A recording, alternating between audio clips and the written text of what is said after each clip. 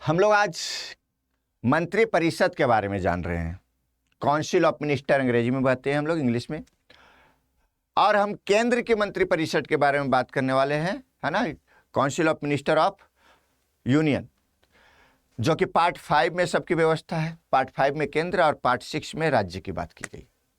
तो मंत्री परिषद क्या होता है, क्यों होता है, सबके बारे में जानेंगे। जैसा कि मंत्री परिषद का काम मुख्य रूप से क्या होता है, वो एक काउंसिल है, एक संघ, एक मतलब कि ग्रुप है मंत्रियों का, जिसमें प्रधानमंत्री सबसे प्रमुख होते हैं और अन्य पोर्टफोलियो को लिए हुए अलग अलग मंत्री होते हैं।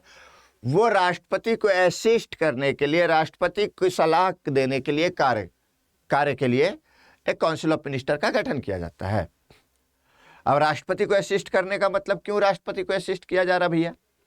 मंत्री तो खुद भी काम करते हैं, मंत्री खुद काम करते हैं, अपने अपने पोर्टफोलियो को देखते हैं, लेकिन सभी कार्यकारी प्रमुख, पूरे देश का कार्यकारी प्रमुख हमारे राष्ट्रपति होते हैं। हमारे राष्ट्रपति executive head of the union, that is mention in article number 53। तो देश भर में जो भी काम हो रहा है, चाहे जो भी काम करवाया जा रहा है, अलग अलग पोर्टफोलियो अदर मंत्रियों के द्वारा किया जा रहा है, लेकिन वो सब जो है राष्ट्रपति के एक मशीनरी के रूप में काम कर रहे हैं, उन्हीं के नाम पे काम हो रहा है। पहली बात। तो अब बात किया जाए कि मंत्री कहाँ कहाँ होते हैं। हमारे देश का स्ट्रक्चर फेडरल स्ट्रक्चर है, जिसमें केंद्र सरकार भी है और राज्य सरकार भी है। तो केंद्र में भी मंत्री के पद है और राज्यों में भी मंत्री के पद है। अब केंद्र में मंत्री कौन बनेंगे और राज्य में मंत्री कौन बनेंगे? सिंपल सी बात है, जो केंद्र में जो मंत्री बनेंगे वो राष्ट्रपति के सलाहकार होंगे, केंद्र के मंत्री, और राज्य के मंत्री जो बनते हैं ना, वो राज्यपाल के सलाहकार होते हैं। दोनों का स्ट्रक्चर सेम है। अच्छा, केंद्र में जो मंत्री बनते हैं वो सांसद होते हैं, मेंबर ऑफ पार्लियामेंट होते हैं, चाहे वो लोकसभा से भी हो सकते हैं, चाहे राज्यसभा से भी हो सकते हैं। लेकिन राज्य में जो मंत्री बनते हैं वो एक एमएलए होते हैं या एमएलसी होते हैं, यानी कि विधायक होते हैं। तो जिस राज्य में दोनों सदन, विधानसभा और विधान परिषद दोनों है, तो एमएलए और एमएलसी में से कोई भी बन सकता है मंत्री। लेकिन जहाँ पे एक ही सदन है, केवल विधानसभा है, वहाँ पर एमएलए बनेगा। तो केंद्र का जो मंत्री होता है और एक एमपी भी होता है, और राज्य का जो मंत्री होता है वो एक एमएलए भी होता है। दूसरी बात, फिर बात करते हैं कि स्ट्रक्चर क्या है भैया। स्ट्रक्चर की अगर बात किया जाए, संरचना कैसी है, तो देखिए प्राइम मिनिस्टर क्या क्या होता है। मंत्रियों में कितने तरह का मंत्री का पद होता है? एक तो सब सर्वोच्च पद होता है प्राइम मिनिस्टर, उसके बाद दूसरा होता है उप मंत्री का, और भी मंत्री होता है उप प्रधानमंत्री भी पद होते हैं, देखते हैं ना, उप प्रधानमंत्री लाल कृष्ण आडवाणी जी थे। उसके बाद कैबिनेट मंत्री का होता है, कैबिनेट मंत्री। फिर राज्य मंत्री होते हैं, और एक राज्य मंत्री स्वतंत्र प्रभार होते हैं। तो इतने कैटेगरी, 5 कैटेगरी के इस तरह से मंत्री का पद होता है। अच्छा, इसका किस हिसाब से अलग अलग है, तो ये कितना अथॉरिटी दिया गया है, कितना काम दिया गया है, कितना रिस्पॉन्सिबिलिटी दिया गया है, उस हिसाब से। जैसे सबसे प्रमुख प्राइम मिनिस्टर, प्राइम मिनिस्टर के बाद सबसे जो प्रमुख मंत्रियों का जो पद है वो कैबिनेट मिनिस्टर है। अगर उप प्रधानमंत्री नहीं है तो कैबिनेट मिनिस्टर है। उसके नीचे राज्य मंत्री और राज्य मंत्री स्वतंत्र प्रभार। इस प्रकार से उसके अधिकार क्षेत्र के हिसाब से जो है ना दिया गया है। अब जो है बात किया जा रहा है कि संघ की मंत्री परिषद, जितने भी मंत्री होगा, अगर केंद्र का मंत्री है तो उसको अपॉइंट राष्ट्रपति करेंगे। सबसे पहले तो जो सबसे बड़ा दल जो लोकसभा में जीत के आता है, उसके नेता को जो वो दल बताता है, उसे प्रधानमंत्री पद का शपथ दिला दिया जाता है। और प्रधानमंत्री जिसे बोलेगा उससे सबको मंत्री का भी शपथ दिलाया जाएगा। मतलब हर एक मंत्री को शपथ दिलाने का काम या तो राष्ट्रपति करेगा या तो राष्ट्रपति द्वारा नामित कोई व्यक्ति करेगा। ठीक है। उसके बाद एक और पॉइंट है, ये जो काउंसिल ऑफ मिनिस्टर होता है केंद्र की, वो लोकसभा के प्रति उत्तरदायी होता है, लेकिन राज्य के काउंसिल ऑफ मिनिस्टर जो होती है वो विधानसभा के प्रति, दोनों में लोअर हाउस के प्रति ही उत्तरदायी होती है। सामूहिक उत्तरदायी बोला जाता है। किसके प्रति है? तो उसी के प्रति। फिर बात करते हैं कि किस सदन के एमपी को मंत्री बनाया जा सकता है, लोकसभा या राज्यसभा का? तो कहीं से भी बनाया जा सकता है। उस लोकसभा का रहे, राज्यसभा का रहे, कोई फर्क नहीं पड़ता है, उसे मंत्री बनाया जा सकता है। सिर्फ इस बात का ध्यान रखिएगा कि जो नॉमिनेटेड मेंबर होते हैं ना, मनोनीत सदस्य, 12 सदस्य जैसे राज्यसभा में मनोनीत होते हैं, उसको नहीं बनाया जा सकता है। उसी तरह देखिएगा विधान परिषद में राज्यपाल के द्वारा मनोनीत किया जाता है उसको भी मंत्री नहीं बनाया जाता है। तो मनोनीत सदस्य मंत्री नहीं बन सकते हैं, बाकी दोनों हाउस से कोई भी मंत्री बन सकता है, इसमें कोई आपत्ति नहीं है। ठीक है, अगर कोई व्यक्ति मंत्री नहीं है तो भी, अगर हम और आप जैसे लोग भी, अगर मान लिया हम लोगों को पॉलिटिक्स में पहुंच है, चाहे अच्छा व्यक्ति है चाहे कोई, उसको मंत्री बनाया जा सकता है, लेकिन 6 महीने के अंदर किसी भी हाउस से सदस्यता लेना होगा, मतलब कहीं से जीत कर आना पड़ेगा एमपी के रूप में, है ना, राज्य में है तो एमएलए के रूप में, तब वो कंटिन्यू करेगा, नहीं तो 6 महीने बाद वो हट जाएगा। 6 महीने तक बिना एमपी या एमएलए हुए मंत्रालय पे रह सकता है। यह कैबिनेट वर्ड के बारे में जो बताया गया है ना, सबसे पहले इसका प्रयोग कहाँ पे संविधान में खोजिएगा तो एक ही जगह मिलेगा, क्लॉज 3 ऑफ आर्टिकल 352 में कैबिनेट वर्ड सबसे पहले मेंशन किया गया, एकमात्र यहीं पे है। अब आइए आर्टिकल्स के साथ हम लोग देखते हैं कि किस किस आर्टिकल में हमारे काउंसिल ऑफ मिनिस्टर के बारे में क्या क्या कहा गया। सबसे पहला आर्टिकल 74, जिसमें काउंसिल ऑफ मिनिस्टर की बात किया गया है, नियुक्ति की बात किया गया है। तो इसका काम क्या होता है, जो मंत्री परिषद हमारी होती है ना, वो राष्ट्रपति की सलाहकारी भूमिका में होती है, और उसका सबसे प्रमुख कौन होता है, तो प्राइम मिनिस्टर होता है। प्रधानमंत्री सबसे प्रमुख मंत्री होता है, सभी मंत्रियों में सबसे प्रमुख मंत्री प्रधानमंत्री, और बाकी अन्य मंत्री, ये सब की नियुक्ति की बातें आर्टिकल नंबर 74 में कहा गया है। Council of minister to advice the president. और एक बात समझिएगा, प्रधानमंत्री तो नियुक्त होगा ही, सबसे प्रमुख कौन होता है इसका, प्रधानमंत्री। उसी तरह से आर्टिकल नंबर 74(2) में क्या बोला गया है कि मंत्री परिषद के द्वारा जो भी सलाह राष्ट्रपति को दिया जाएगा कि ये काम होना चाहिए, उस सलाह का उस सलाह की जांच न्यायालय नहीं कर सकता है। सलाहकारों को कोई भी किसी भी तरह से मतलब कुछ नहीं किया जा सकता है, मतलब उसका निर्णय को जांच नहीं किया जा सकता। हाँ, जब कार्य हो जाए और वो संवैधानिक या असंवैधानिक है तो उसकी जांच कर सकता है सुप्रीम कोर्ट। सलाह की जांच नहीं कर सकता कि राष्ट्रपति को किसने सलाह दिया था, क्या सलाह दिया था।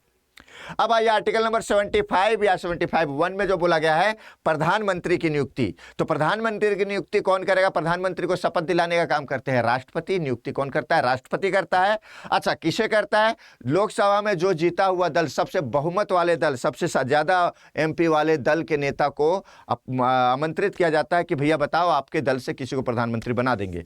तो जैसे जिसका नाम आगे किया जाता है उसको शपथ दिला दिया जाता है। जैसे कि वर्तमान में श्री नरेंद्र दामोदर दास मोदी जी को शपथ दिलाया गया है ना। एनडीए गठबंधन का सबसे बड़ा गठबंधन यही हुआ, अभी सबसे ज्यादा सीट इसी के पास है, तो बन गई है।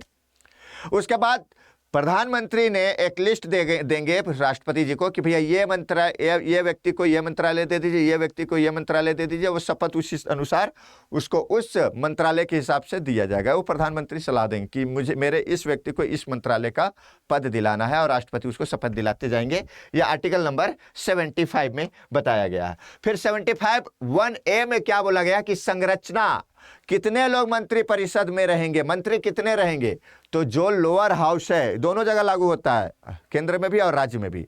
तो केंद्र में जो संख्या है, जैसे 543 है वर्तमान में, 543, 2 एंग्लो इंडियन तो हट जाएंगे अब से, अभी भर जो रह गए, तो उसका 15% संख्या में निकालिए, 81-82 जो भी आ रहा है, उतने संख्या काउंटिंग कर लेंगे तो उसने संख्या में ज्यादा से ज्यादा मंत्री कोई रह सकता है, उससे ज्यादा मंत्री नहीं रह सकता।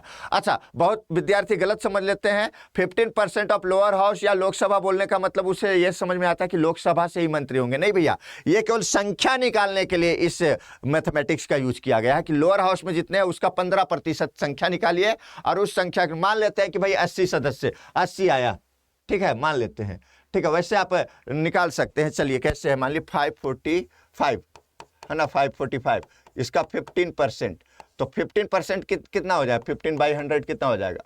अगर मान लीजिए इसका 10% निकाल लिया जाए तो 54, और फिर 54 का आधा 5% कितना हो जाएगा, 50 का 25 और 2 27, तो 81, मैक्सिमम 81 मिनिस्टर बनाए जा सकते हैं। 81 मिनिस्टर से ज़्यादा नहीं बनाए जा सकते हैं। अच्छा, ये नियम कब से आया है, तो ये नियम आया है आपके 2003 में 91st कॉन्स्टिट्यूशनल अमेंडमेंट में। ये तय किया गया कि मंत्रियों का भरमार नहीं किया जाएगा कि किसी को भी कुछ भी मंत्री बना दिया जाए। ज़्यादा से ज़्यादा केंद्र में 81 मंत्री बन सकते हैं, और राज्य में जो लोअर हाउस है उसके अनुसार जो है 15% निकाल लीजिए। लोकसभा राज्यसभा कहीं से भी हो सकता है मंत्री, ठीक है।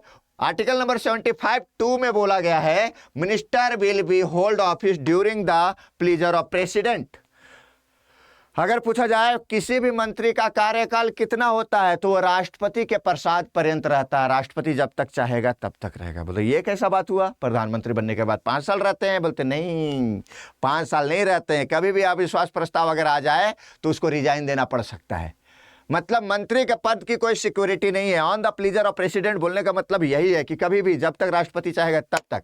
तो भैया 5 साल कैसे रहेगा? 5 साल वो लोकसभा के रूप में, लोकसभा के सदस्य के रूप में, यानी कि सांसद के रूप में 5 साल है उसकी सिक्योरिटी।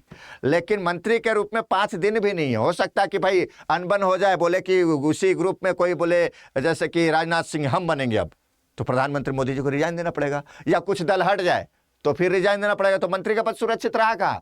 जैसे मान लेते हैं कि गठबंधन जो है, कुछ लोग चले गया उधर, अभी दूसरे पार्टी में कांग्रेस के साथ मिल गया और बहुमत इसका कम हो गया, तो रिजाइन देना होगा। प्रधानमंत्री के साथ सारे मंत्री का पद गया, सारे मंत्री का पद तो चल जाएगा लेकिन लोकसभा की सदस्यता नहीं जाएगी। सांसद के रूप में तो 5 साल रहेंगे ही रहेंगे ना, अगर लोकसभा भंग नहीं होती है तब, ठीक है ना, पूरी तरह से। तो 5 साल तो वो रहेंगे ही रहेंगे। लोकसभा सांसद के रूप में सिक्योरिटी है जॉब का, उसका मतलब कार्यकाल का, लेकिन मंत्री के रूप में on the pleaser of president, इसलिए मंत्री का पद सिक्योरिटी नहीं रहता, वो कभी भी हटाया जा सकता है, कभी भी रखा जा सकता है। समझ रहे हैं? इसलिए प्रसाद पर्यंत बोला गया। आर्टिकल नंबर 75(2) में इसकी बात किया गया।